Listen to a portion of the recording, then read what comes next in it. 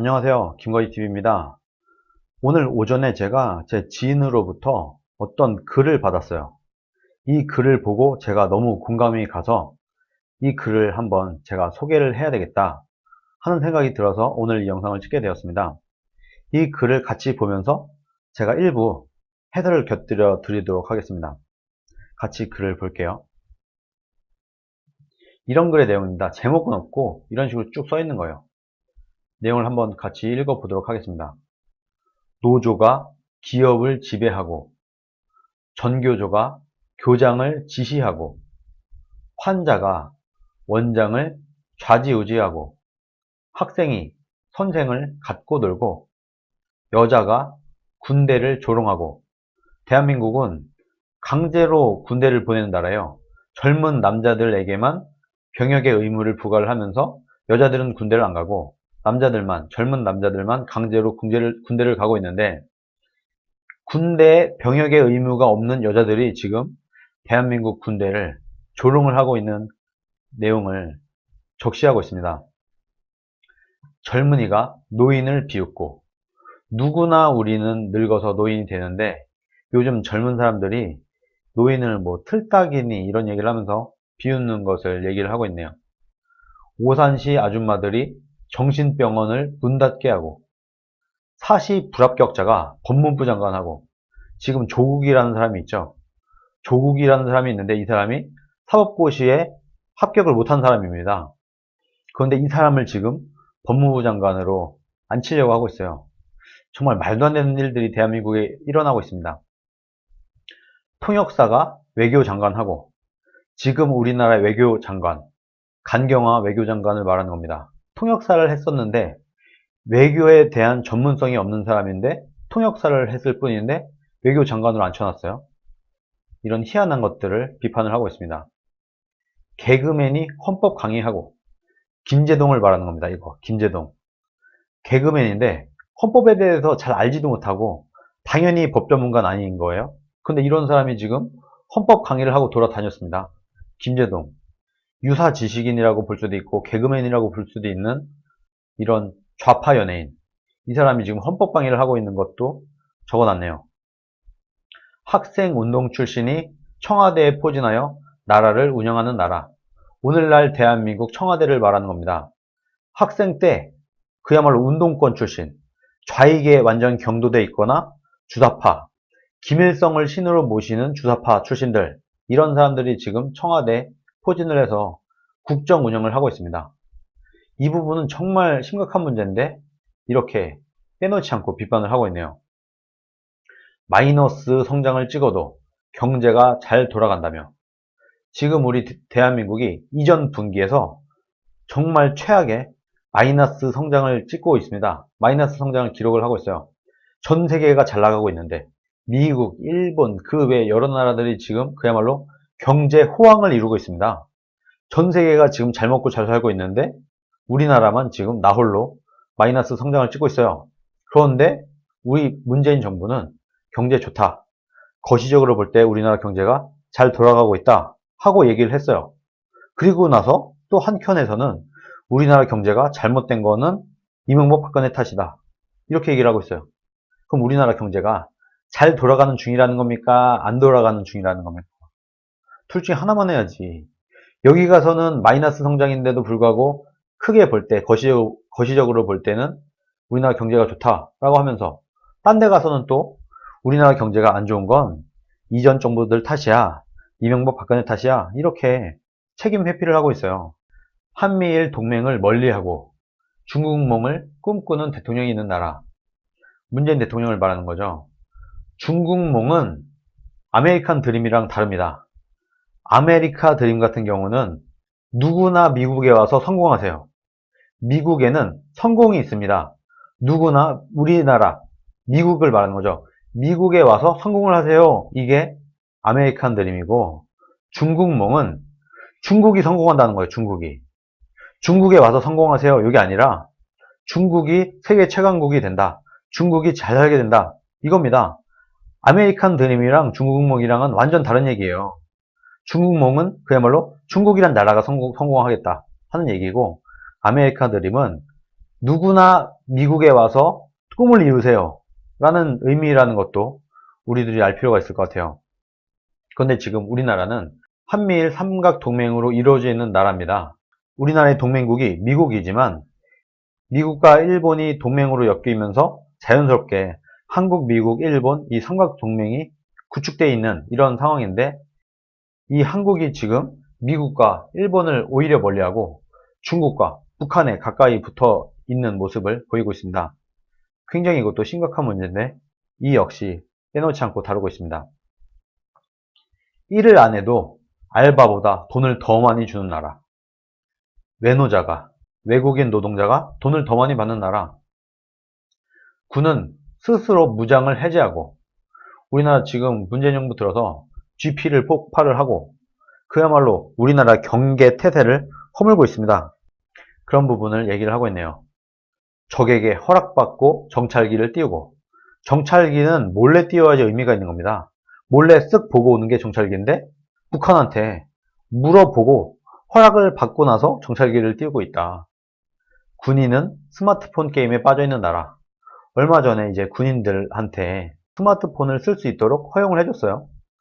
지금 저도 사실 병역을 마친 군필자로서 우리나라 군대가 이러다 당나라 군대가 되는 게 아닌가 굉장히 우려를 하고 있는데, 지금 굉장히 우려스러운 군인들의 정신이 해이해지게 만들 수 있는 여러 가지 모양들을 만들고 있어서 굉장히 우려를 하고 있습니다. 게이는 거리에서 춤추고, 동성애를 말하는 거죠. 동성애가 지금 너무 만연해지고 있다. 에이즈 걸리면 세금으로 치료해주는 나라.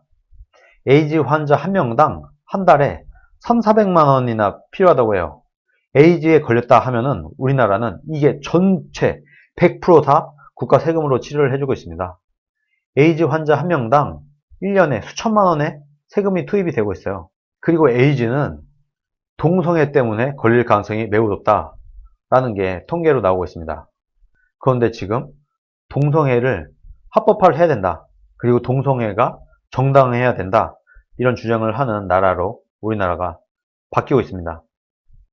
세계 제1의 원전 기술을 포기하고, 우리나라가 원전 기술이 세계 최강이에요.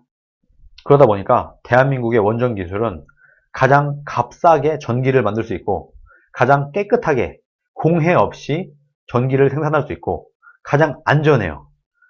인명피해가 가장 적어요.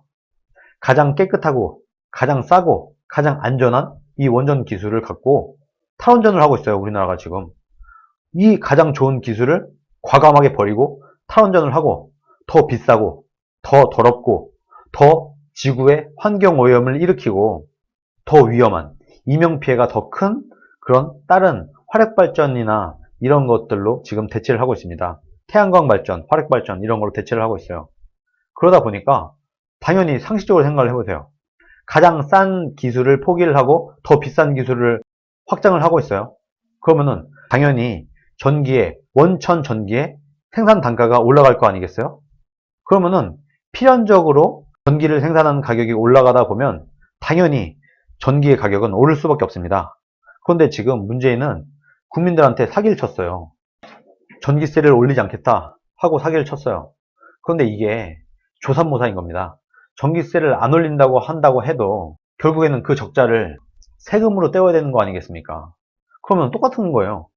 우리가 세금으로 내든가 아니면 전기세로 내든가 둘 중에 하나인데, 전기세를 우리가 바로 내게 되면은 정말 우리가 전기세가 올랐다 하는 것을 바로 눈으로 바로 확인을 할 수가 있기 때문에 이렇게 하지 않고 세금으로 돌려막겠다 하는 겁니다. 그러니까 지금 이 말은 그냥 국민들한테 말장난 놓는 거다 라고 봐야 된다고 봅니다. 그런 거예요. 말장난을 놀고 있는 거예요. 국민들한테 전기세 안 올릴 거예요 하지만 세금으로 쏟아붓겠죠. 방법이 없는 겁니다. 원천 전기를 생산하는 단가가 올랐어.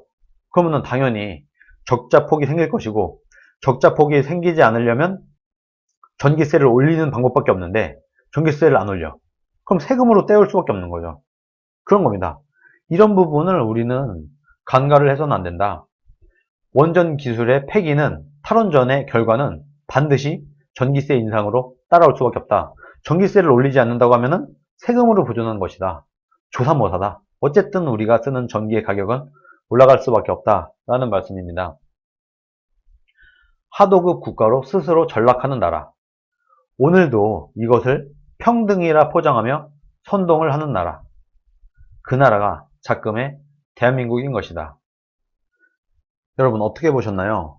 저는 사실 오늘 오전에 이 글을 보고 정말 혼자 보기가 아깝더라고요.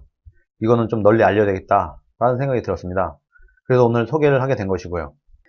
여기서 발생되고 있는 이 문제들이 비단 문재인 정부 들어서만 일어난 일도 아니에요. 사실 이전 정부 때도 그랬습니다. 이전 박근혜, 이명박, 노무현, 김대중 이전 정부 때도 마찬가지였어요.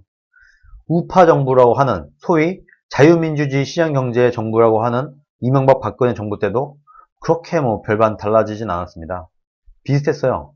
그러나 좌파 정부라고 하는 극좌파 정부라고 하는 주사파 정부라고 하는 김일성을 찬양하는 정부라고 하는 문재인 정부 들어서는 그야말로 더 이게 가속화가 되고 말도 안 되는 탈원전 같은 일도 일어나고 있는 것이다.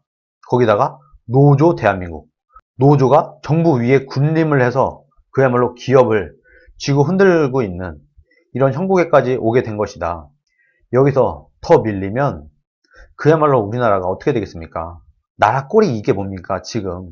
이건 사실 100% 문재인 정부만 탓하기도 어렵다고 보고 있습니다. 물론 문재인 정부 들어서 터진 사건들이 꽤 있지만 여기에 50% 정도는 이 전 정부의 이명박 박근혜 정부의 탓도 있는 것이다 라는 것을 인정을 해야 할 겁니다. 어쨌든 지금 이제부터는 우리가 이 잘못된 이 수많은 것들을 바로 잡아야 되지 않겠습니까?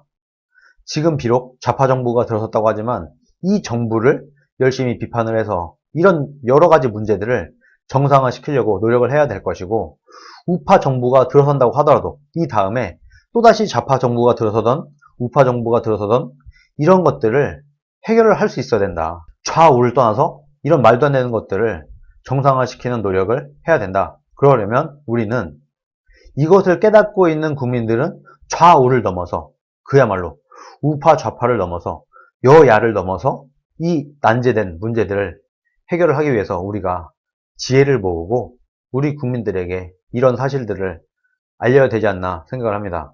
이렇듯 조금만 귀 기울여 보면 주변에 대한민국의 정말 수많은 문제점들이 보이고 있어요. 이 문제점들을 바로잡을 수 있는 전략, 정책, 방향 이런 것을 국민들 앞에 내놓고 그 정책으로, 그 방향으로 승부를 보는 그런 정당이 대한민국에 있어야 되지 않나 그렇게 생각을 합니다. 가능하면 그래도 자유민주주의와 시장경제를 지키겠다고 하는 자유한국당이 좀 나서서 이 문제를 우리가 좀 해결해 보겠다. 이 문제는 이런 정책으로, 이 문제는 이런 정책으로 하고 어떤 문제에 대해서 맞춤형 정책이 나와야 됩니다. 그런 것을 만들어서 국민들 앞에 내놓게 되면은 이 정책과 이념과 이 국가의 방향으로 국민들을 이끌 수 있을 것이다. 어떤 모양을 만들고 난 다음에 우리가 이렇게 갈 겁니다. 우리가 꿈꾸는 대한민국은 이런 겁니다. 그러므로 우리를 따라오세요. 우리를 지지해 주세요. 그러면 우리가 이렇게 훌륭한 대한민국을 만들겠습니다. 라고 말할 때 국민들이 그 당을 믿고 지지할 수 있는 것이다. 저는 그렇게 생각을 합니다. 오늘 여기까지 하겠습니다. 감사합니다.